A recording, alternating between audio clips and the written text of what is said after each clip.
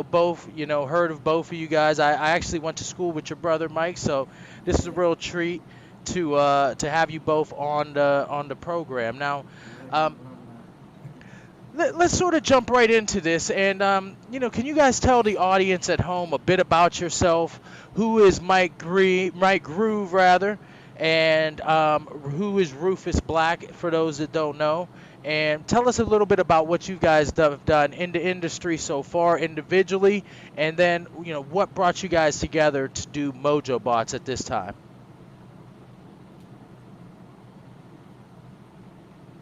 Yeah. So, I, well, first and foremost, I'm Mike Groove. Basically, I started out in different bands and everything as a kid. Really, like maybe Rufus should go first. 'Cause Rufus was the guy that in our neighborhood that like a lot of people. Rufus in a group called Easy Access. Everybody grew up with as far as entertaining on a local level, doing like rapping, dancing, singing, like just being multi-talented. And back in the day, they used to have a lot of shows, which was the entertainment for everybody in the city. And they were always winning. You would hear about these dudes always winning all the shows and everything. So we like, man, we want to get in them shows. We want to see them shows, but like we were really too young to see them shows. We were like 13, 14. But I was, my parents had a band. My father had a band actually. My mother was a singer, so we had musical equipment in the house. And that and DJing is kind of how where I started at. And I would do like house parties all the time, DJ house parties. So from there, we tried to get to these shows, and that's where I first saw Rufus Black and Trent Haley, Darwin McCullum, Ali Shaheed, and basically, we were very influenced by not just them, but the talent in general in the whole city. So from there, we started to do our own thing. I was able to work and bring a lot of guys that probably would not have had as much of a chance together. Some of the guys that helped me, older guys like Brother K and Ray Rowe, helped and on the local level to put us a platform together to help guys and sell a lot of units in the hood. And from there, I ended up working with a lot of people, T-Pain, Lil Wayne, 8-Ball MJG, even to now, Famous Dex, Mad Lion, different people.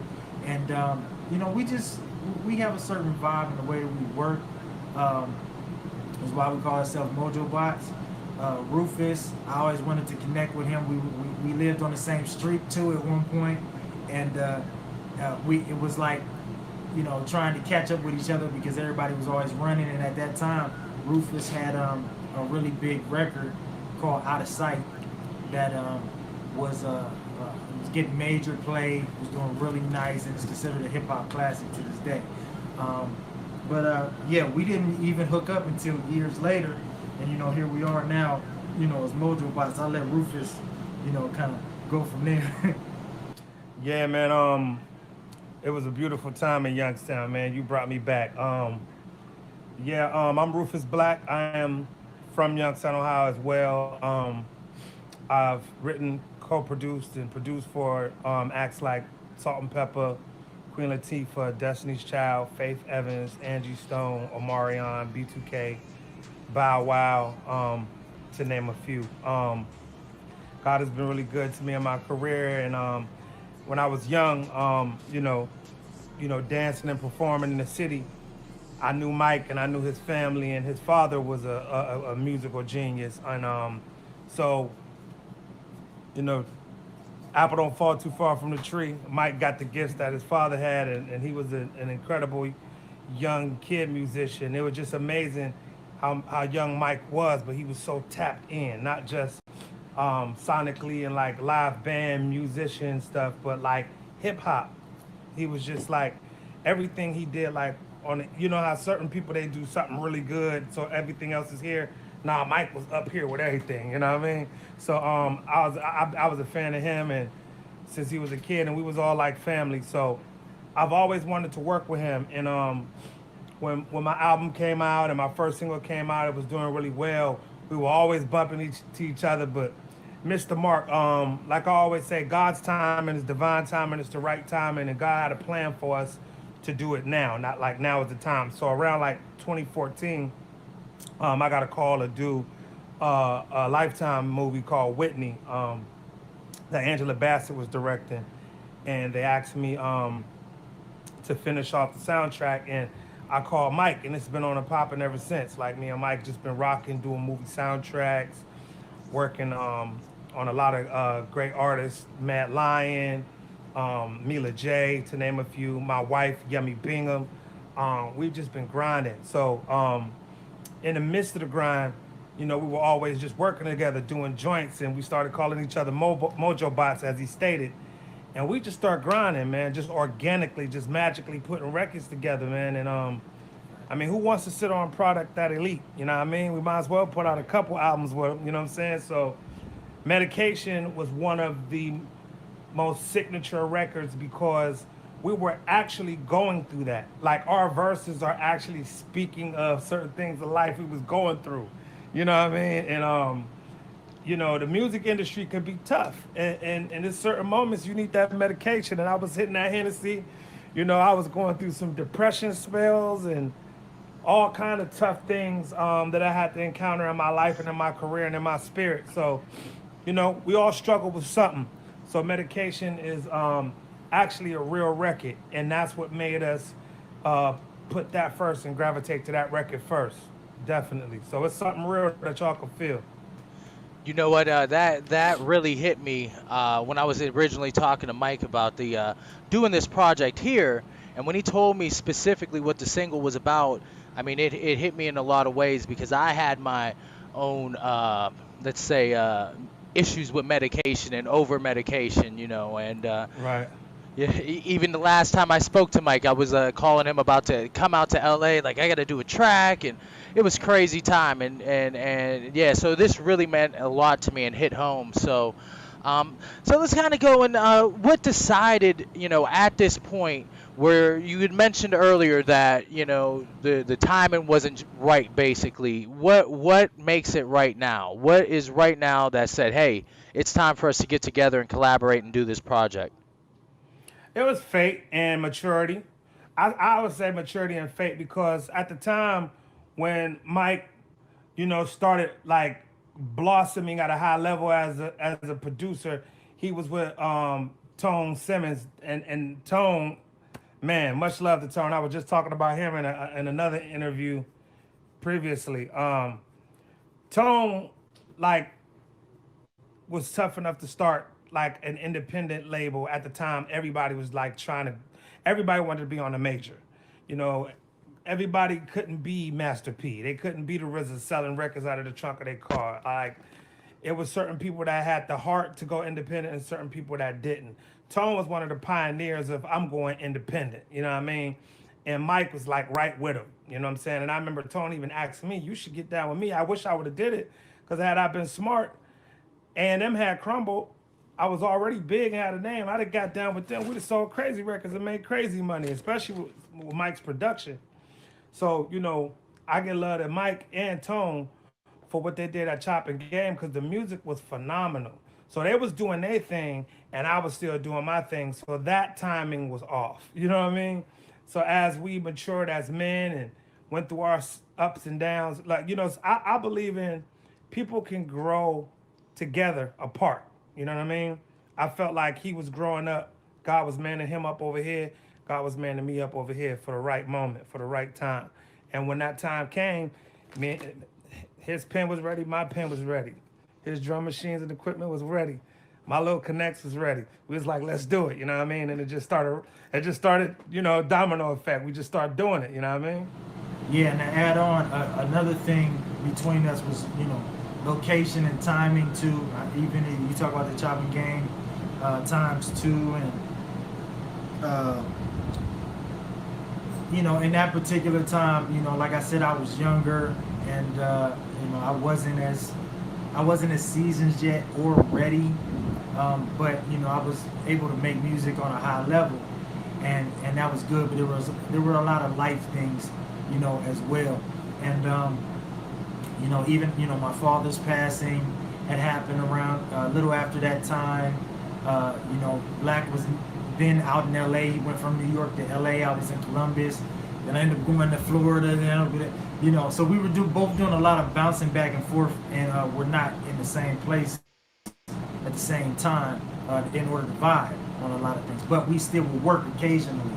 So, you know, kind of what we would do is, you know, send some stuff over the internet, work back and forth. And I think around like maybe 2008, 2009, some conversations we were having is when we first like threw around the MojoBot name and kind of like, you know, laughing about it as a joke. And, you know, we start just working on little joints there, but some of those things that we worked on even to now, you might hear them right now because they were so timeless as far as like the content, the sound, like, and not anybody else sounding like that. So there's been so as far as like location and timing, it was a great time because at this point, you know, me moving to LA as well, when he gave me the call for Whitney and he had came out to LA, I was right in place, you know. From there, I met, shout out to New Heat and New Heights, Allen and Junior Regisford. I met Junior that night. We went out to the Whitney premiere, and I said, you know, Junior, you know, what do I need to do? I work, you know. I work. He's like, well, I like what you did. Just you know, just talk to Rufus, hit me up. I'll see if I have something for you guys. I said, well, just let me know. He gave me his card and everything, and I didn't bug him. I sent him some stuff, but I didn't bug him. And then the next thing you know, he hit Rufus up again, and they had something else for us. And we got blessed with a whole nother movie soundtrack. And God, the blessings just came in. God just was blessing us, you know. But it was the preparation and being in the right place at the right time, and also the sacrifice. Yeah. To the other stuff down in order to move forward. So you know, tell me a bit about some of your musical influences and what kind of sound that a vibe will you get when you pop in a MojoBots record or track? Ah, man, to be honest with you, man, we love the funk. You know, coming from Ohio and coming from Youngstown, it's a lot of funk influences in there, man. It's a lot of, you know, we love George Clinton, um, love James Brown. Just the way Mike does his drums and some of the things that he does, I'm listening to and I'm like, wow. Sometimes I say, yo, did you get this from this? And he'll be like, nah, I just felt. It's just a part of us. You know what I'm saying? Like even with my vocals, the Michael Jackson, the Isley Brothers, the Marvin Gaye, it's a part of. It's a Earth, Wind and Fire. It's a part of me. You know what I'm saying? And even when we rhyme and we spit, you know, we grew up on the Rakims, the KRS-Ones, the Big Daddy Kanes, the G-Raps, the LL Cool J's, and as we, you know, started going into the new eras, you know, I come from the era of Big, Tupac, Jay-Z, Nas, you know what I mean, and Common, the Talibs, the Most Defs, the De La Souls, the J Electronicas. So we're like not only, you know, vessels of music, like black music, R&B, soul music that like really shaped hip hop. We're also lyricists as well. So, you know what I'm saying? So it's just it's just who and what we are. Those guys influenced us, but what we made sure we didn't do was clone other artists. We don't do the cloning. You know what I mean? We could be influenced by people, but we're gonna do Mike and Rufus though. We're gonna do MojoBots. You feel me? I could dig that. I could dig that. Now, you guys talked about it a little bit about it before, but you know, let's talk about the single medication. You know, you were talking about the heavy medicated, or you know, the stresses of the industry. But what, you know, coming on this particular album inspired you to really make that, you know, your single, and how does it represent the evolution of the group itself, of MojoBots? Well, Mike, that's crazy. I'm gonna tell you how that started. So, Mike had started this mixtape called Merlot, and I would be on the other side of the studio, in a room. I was sleeping in this room. It had a bed. I would put together like a couch. I would put together like a bed, and I would just be sitting. Right. I would just be sitting. Shout out to DJ Walk. I'd be sitting there writing, and I can hear the music coming from that room. And I would just go in there and be like, yo, I need to get on this with you. I need to get on this with you. But when he played that Medication beat, he was like, yo, I want you to do something to it. He actually left me alone with that joint. He left me alone with that joint. And I was sitting in the room and just listening to it. And this is going to take you, Mike, because I never told you this, but I remember Exclusive. when me and Mike did the red carpet for Whitney, and we had a good time. We was drinking. It was open bar that night, and we were taking pictures with our glasses, getting lit. We was getting nice. I never forget, Mike's mother is like a mother to me as well, and spiritual mother to me as well. Me and her was on the phone talking one time. I was talking to Mike's mom. And I was thanking her for, like, you know, all of the wisdom she's given me over the years and stuff like that. And she said, yes, son, but I saw that picture of you and Mike drinking. And she was telling me, you know, don't get caught up in them spirits out there. You know, don't let it get you. And when I wrote that song, started to write the song rather, the hook rather, I was thinking about what she said, because I totally, not that I, you know, didn't take heed to it, I just started just doing me. And now here I am, binging, drinking, getting high, sleeping for 3-4 days, hangovers being long, stressed out, getting through it, getting sober, getting back to work, falling back into it again. It was just like, whenever I would go through something stressful, I was medicating my pain. You feel me? And I felt like I was doing exactly what she warned us not to do, getting caught up in them spirits. So Medication, it may not sound like a spiritual song, but it really is. It's a truth-telling record. And when he came in and he heard the hook, he was like, yo, and he wrote his rhyme, I need to roll you back to back. I said, oh, yo. I said, this joint crazy, bro. And he said, yo, we doing this right here. Yeah, it was crazy. Like, even on my end, like, just, this was also, and, you know, once again with Junior and everybody, you know, from that point, and them seeing the way that we worked on different projects, they said, okay. And I said, man, I was going through some stuff, you know, like, I'm at this point, you know, things are changing, the industry's changing, so I'm grinding. Like, I'm not associated with nothing really except the desire to just want to do music, and I happen to get a call here and I happen to get a call there. So it wasn't really all excellent, it wasn't all good. So out of everything, me and Black was sitting there one day, he was like, man, and I feel like they're gonna call and give us a deal.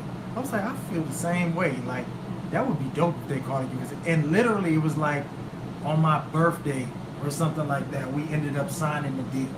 And it was like not after that time. But with it, you know, he told us, he said, it's gonna take some time. You know, it's not gonna move how you think it's gonna move, you know, realistically, you know, 2-3 years. And we like, nah, we're ready to go. We're about to chop these down. And we was chopping them down. But, yeah, it was. You know, over time, just, you know, learning each other, like, on a personal level as well, and respecting each other on a personal level, and understanding that, you know, the merging of energy for the both of us was a critical thing we had to learn. Even for me, on the same scale of the song itself, you know, the things I was going through, you know, bad breakups, stuff like that, and self-medicating myself in different kinds of ways, because, you know, you can take it any kind of way. Drinking, alcohol, it could be sugar, it could be food, it could be sex, it could be anything.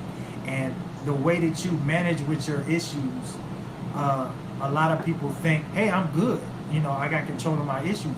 But when you look back and you say, man, I could have done this, I could have paid for that, I could have done that, because I spent my time, money, and energy in one area. So it wasn't until Right. we started to see, okay, no, we're gonna take this by the horns. And we had already recorded Medication, like it was already done, because it was just done out of the experience and out of the pain of what was actually going on with us.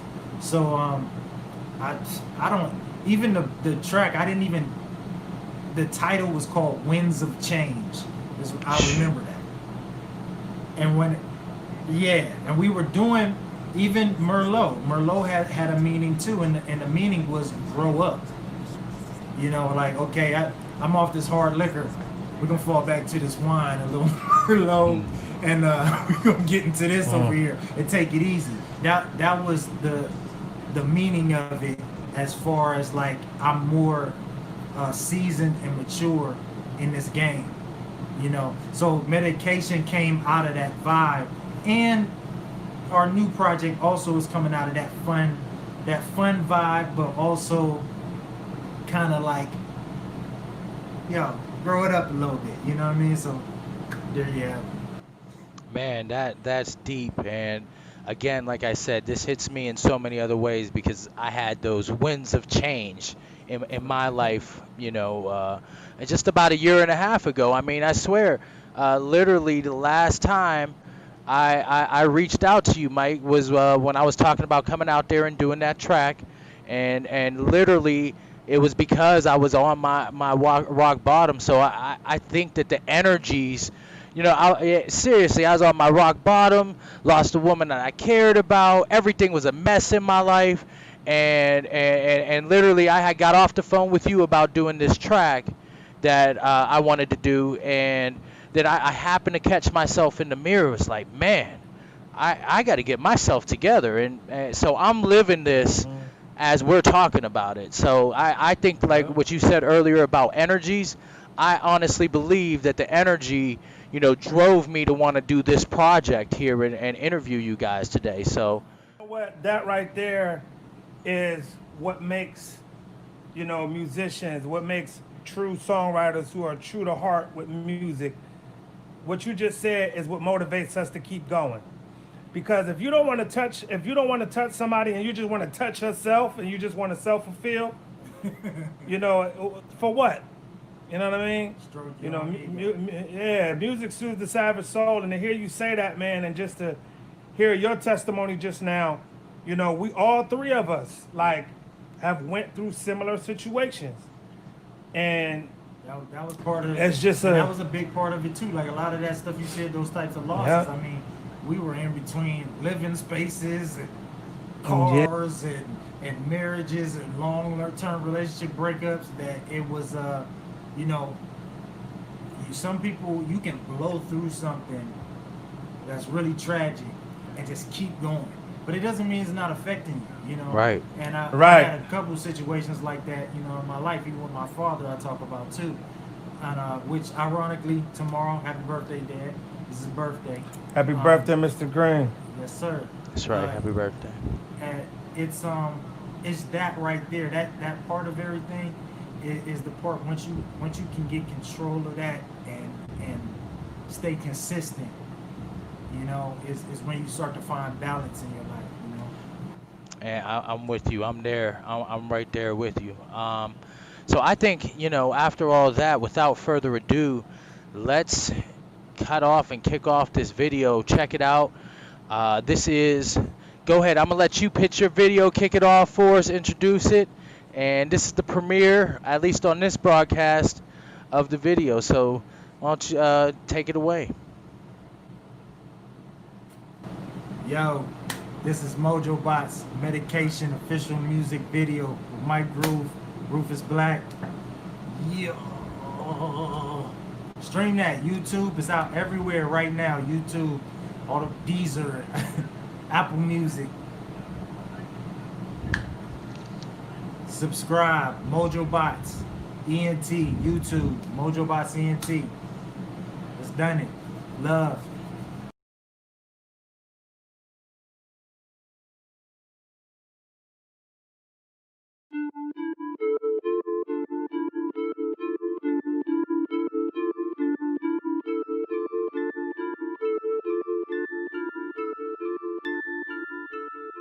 Sometimes I love getting high.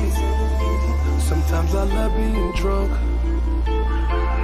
I say to myself, oh well, shit is in shambles, I need to get up.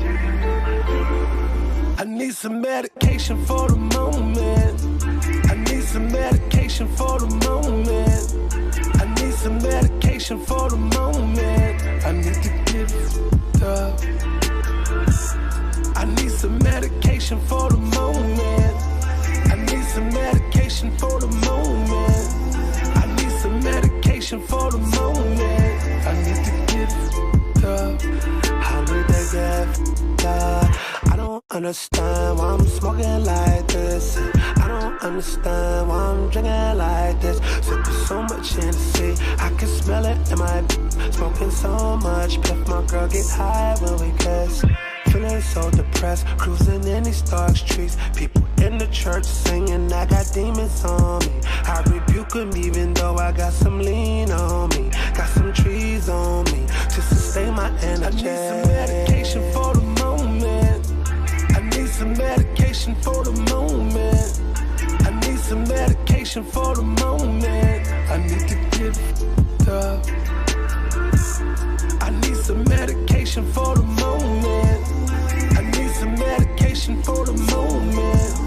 I need some medication for the moment. I need to get up. I need to roll a G back to back. I need to double cup, double stack. I need to block out the I just wanna float and I feel more money, more problems. I'm living this real shit. Just hit a juke with the pills. Your dreams, they keep busting at me and no kill shit. Helen ask God for forgiveness and in a high tech. And I got 9 in the high point. She like a new line of some flaked up. Yeah, when we get back to my place though, I'm trying to stay clean for this case though. Wipe your feet in my front door and go and get your mind right so you can I need some fly medication for the moment. I need some medication for the moment. I need some medication for the moment. I need to get up. I need some medication for the moment. I need some medication for the moment. I need some medication for the moment. I need to get up.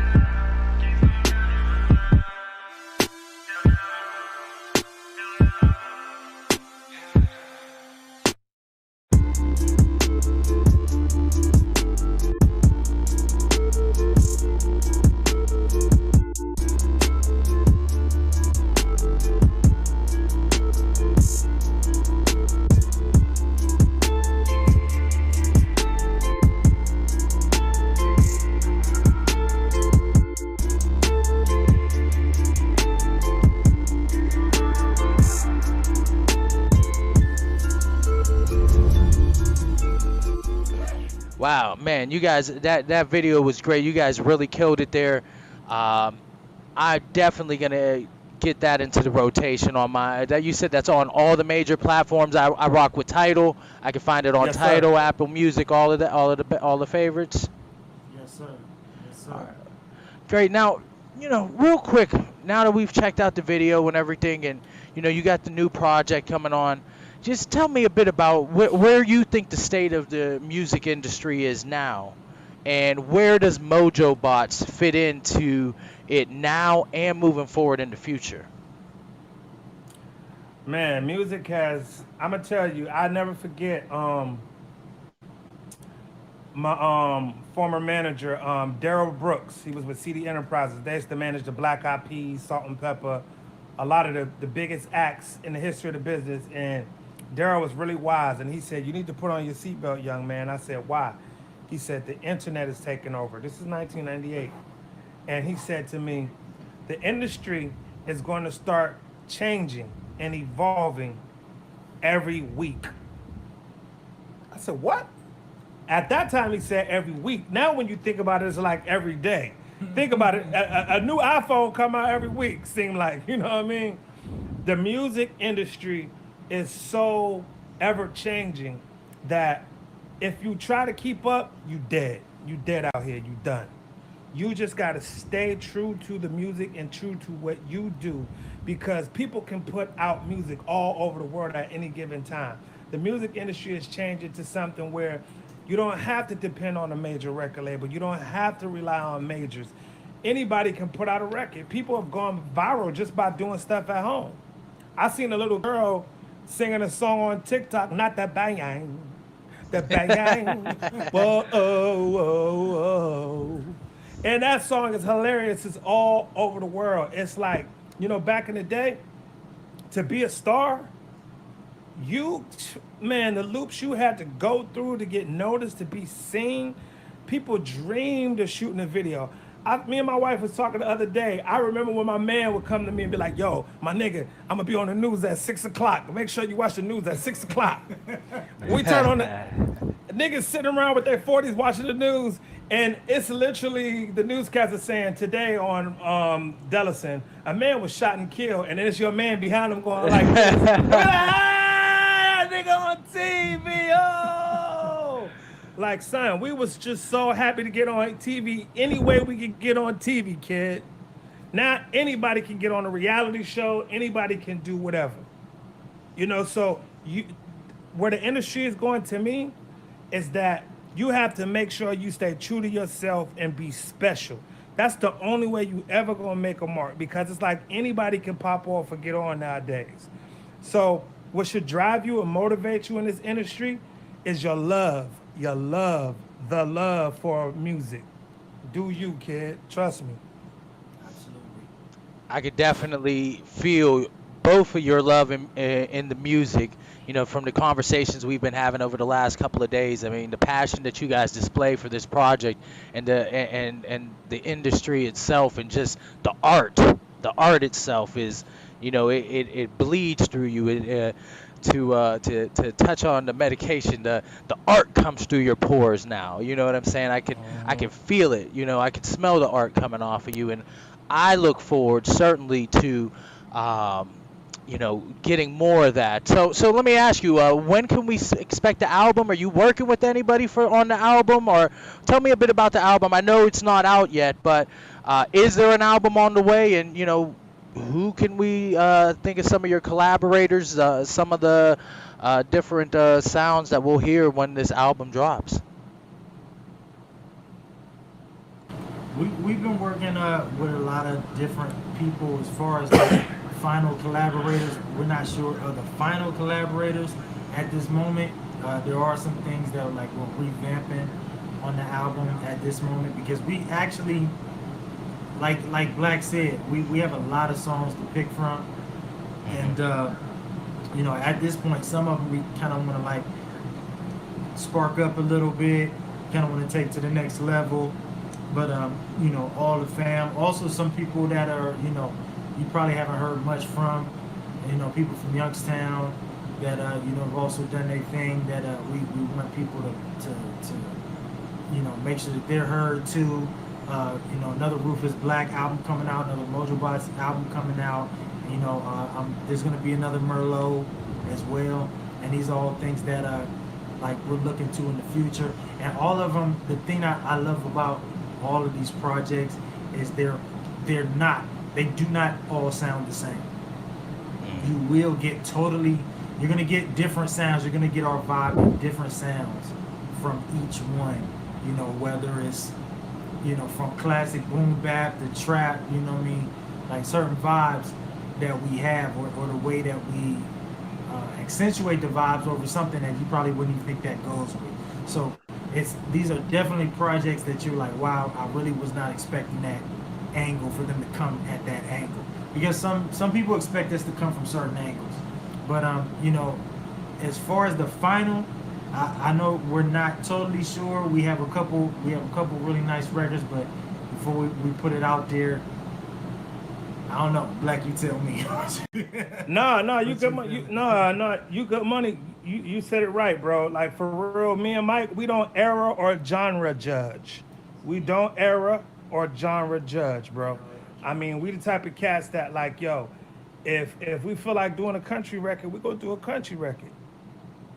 And as far as era, you know, these young guys, they're doing trap now, right? I mean, I don't, you know, I feel uncomfortable when I've always said to myself, I'm never going to be that old dude mad saying, turn that ish off. Play some real music. I don't want to, you know, I had old school uncles saying, turn that Poison, Just a Big Button, a Smile off, play Temptations, and they start doing their old steps.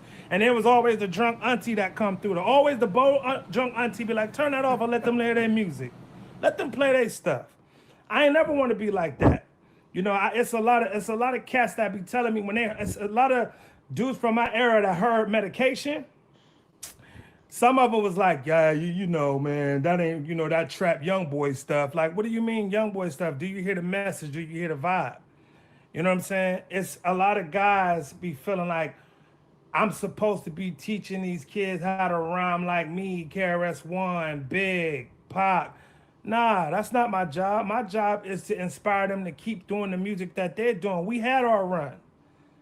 Ain't nothing wrong with us getting down with them to trap and to this era and embracing that. It's a lot of good music coming from this era. So we don't era judge or genre judge. We get down with it. Well, gentlemen, I really want to thank you guys for being here. That's all the time we have for today. And, you know, man, I look forward to having you guys back on the show. And, yeah, definitely. I think I really want to be involved when this album drops and, be able to bring you guys back. So thank you guys for being here, and it's been my pleasure. Yeah, man. Mojo, thanks for having us. Mojo Bots Medication. Stream it, cop it, all the major platforms, and, search that video. Good night, everybody. I need some medication for the moment. I need some medication for the moment. I need some medication for the moment. I need to get up.